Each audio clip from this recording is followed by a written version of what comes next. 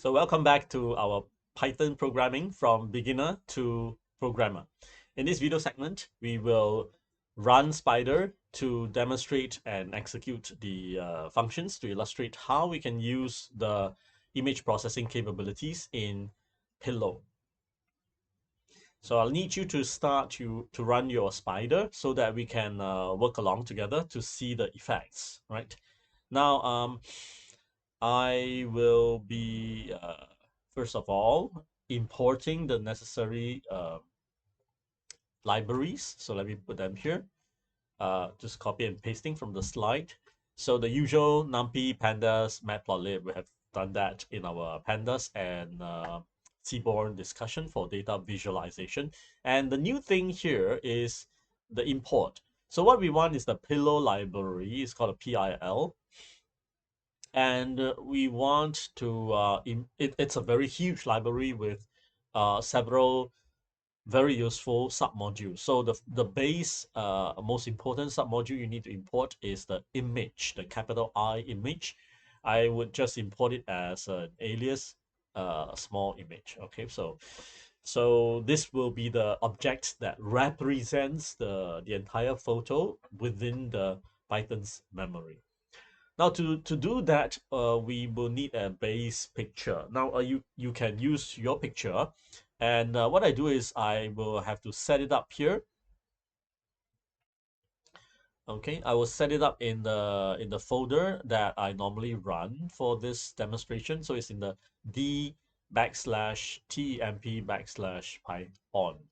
And in this subdirectory that I can mess up and do everything, I place a new subdirectory called PIC, and inside here I start off with a base image, pic001.jpg. Okay, so you can pick any, you can take any picture and store it in your own subdirectory. Wherever I call d:\temp/python, you will substitute with your own local directory. And for Mac users, it's probably /user/account, your account slash something else. So we just need this as a start. Now, this picture was taken with a mobile phone, but it could have been a graph or a chart generated, saved by our pandas df.plot or Seaborn's file saving features. So any picture, any JPEG at all, right? So we can just do that, and we'll prepare that. And in the meantime, let's begin by ensuring that we are looking at d:10 pi on, right? Which is here. Select this folder so that we are there. And just to confirm again, get current working directory. Yes, we are there, right? So for those of you who check and if it turns out that it is still not, something to do with the settings here and there, but don't bother. You don't need to mess up your Spider configuration. Just basically say os.ch directory to d:\, backslash, or whatever is your subdirectory's path. That would do. Okay, so once we have that, whatever file name we specify will be directly drawn from this subdirectory. So so that saves us a lot of problem. Now remember, we have a subdirectory PIC, so we don't directly chdir into the PIC, but one level above the PIC. Yeah, okay. So what we can do now is to first load in. All right, so we have the file name. I do a double backslash, right? Because we in string double backslash means single backslash. A bit strange, but backslash is a special take notice character, right? So once Python sees the first backslash, it will say take notice. The second is also a backslash, meaning that I actually want a backslash in the string. So the two will merge into one. Then what we want is to open. Open means also loading it in and closing it. So yeah, it should be called load, I think. But image.open. Remember, this image is my module name because I've aliased it to image. So it's going to return a new instance, new object. And we'll put it into this variable called img1, image1. And then we call image1 show yourself, all right, and then it will be shown. Now remember, this showing is actually going to run a separate process to show. And actually Python continues running. So we can see that by printing this out. Oh dear. Yeah. So it's actually running. And at the same time, we see a slash here, meaning that the picture is actually just shown by another process and we are not blocked and hung there until we close this window, then it prints the lines. It's already done, right? So this program has already finished execution. And the picture is just left hanging there as if you're running a photo displayer separately, as if you have double clicked on it. So it's kind of nice because otherwise our debugging would be quite tedious. We'll have to always close it first, then continue. So just remember that we call it the orphaned kind of picture. That means the picture is just shown and the parent program has exited, has ended, and this becomes an orphaned window. So we'll just close it and we can always run it and display again. Okay, so far we managed to load in a JPEG. And actually, if you tried it and if you have a GIF or PNG or BMP, pretty much any file format that you come across, you can just give it a try. And Pillow is pretty dynamic about understanding a lot of these extensions. But we won't get into that. We'll just deal with the common file formats. And that's pretty much making us really versatile in handling any kinds of image processing requirements. Okay, so let's query a little bit of the properties of the image. We want to know the format, the mode. Format is the file extension format. That means, are you a JPEG or PNG? Are you saved as such? So there is sometimes a little bit of confusion between file format and file mode. File format is very much file based. That means it makes sense when you're storing into a file and or as an attachment, which is going to be saved in the file.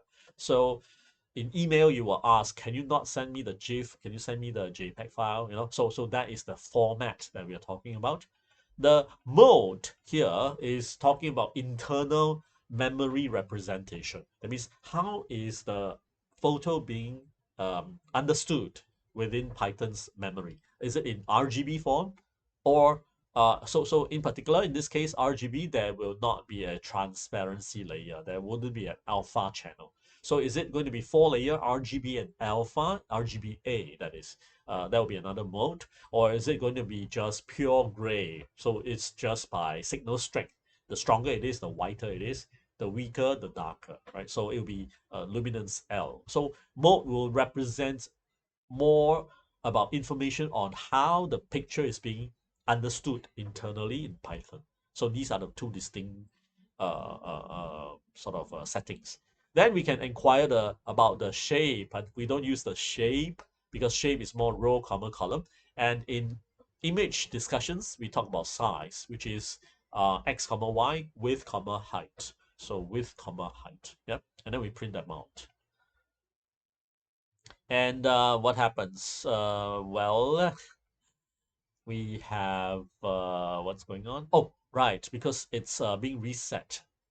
So I have my settings for my spider that it always goes back to the working directory of d:10. So let me fix that by directly going into temp on all the time, right? So this will hard code it all. So os dot, sorry. Okay, so let's run it again. And so now we see the image and we also inquire about, oh, this file is a JPEG file, no doubt, it's extension. Sometimes what is stored as .gif, .bn, whatever, .xxx, actually contains the original JPEG file. So this will show. That internally is represented as RGB of width 1709 pixels and height will be 1285 pixels. So that's pretty large image that we have. saving it as PNG file with, oh yeah, there is a file saving. Do we have that? No, not yet. So I'm just printing this. I'm going to save it as a PNG file. So if I can shift this window a little bit to the left, so it gets a bit squeezy, but it's fine. And what I want to show you is the file space here. So right now I have only one file, one image picture inside the PIC subdirectory. What we are going to do is we're going to define a few more lines. Okay, we will define file name 2, which is PIC001.png, all right, and then save it, all right, which is you sourcing from the pixels from the original image 1. Then we try to save as GIF, and we save under file name 3. Then we save as BMP, the Windows BMP, and we save, right? So let's see if this directory pops up with more differently differently formatted file pictures. Oh, cool. See that being generated? All right, so this is my Windows Explorer, and you see the files being generated directly. And these are the new files, .png, .gif, the GIF file, and BMP, right? So PNG and JPEG are obviously the most predominant file formats being used. So it means that we are able to handle quite a lot of images by now. All right, so just load and save, and we are able to do that. Totally no problem about those. Yeah. Okay, good. Next up, we'll like to be able to perform scaling, resizing, that is rotating, flipping, and all that. So let's just print a dash to separate the printouts. Okay, so we can just lift it off from the slide. Okay, so we can perform image1.resize. Remember that this is the input parameter is a tuple of width comma height. It's always width comma height, so there is no need to have named parameters. Width equals height equals, right? So just width comma height, and it makes things a lot easier. Then we show the image of the version that's being resized. Notice that resize creates a new image, right? Rotate creates a new image, and so are many of those commands that are being sort of supported in Pillow. So image 4A, transpose, also creating a new image. 4B is flipping it left to right under the function called transpose. So transpose is just flipping. So whether it's upside down or left to right, it's by a setting.